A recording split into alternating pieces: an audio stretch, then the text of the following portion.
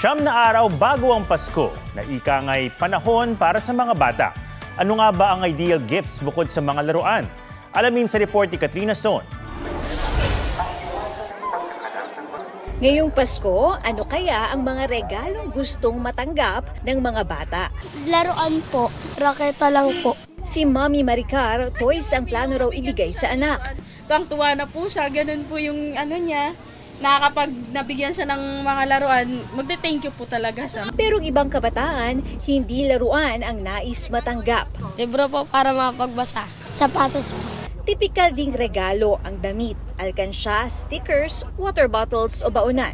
Pwede ring mga libro, art materials o musical instruments para mahasa ang creativity ng mga bata. Kung di naman material na bagay, why not a ticket to a museum, aquarium o zoo? O kaya'y i-enroll sila sa sports, dance o music class.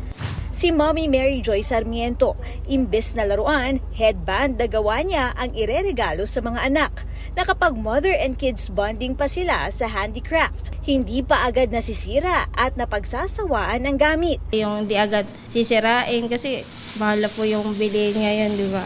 Ayon sa isang eksperto, may handog ng mga benepisyo ang mga non-toy gift. Ito ay mas nagkakaroon ng meaning because sometimes tinuturuan ng ating mga anak on mga value and character formation which are very important kung gusto natin itong ma-develop sa kanila.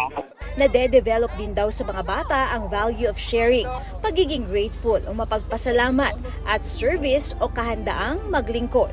Balance pa rin na hindi lang siya puro toys but at the same time pwedeng in actions na nagka-create pa rin ng memories and mga moments na natitreasure nila with that bond nila with the family. Katrina Son, nagbabalita para sa GMA Integrated News.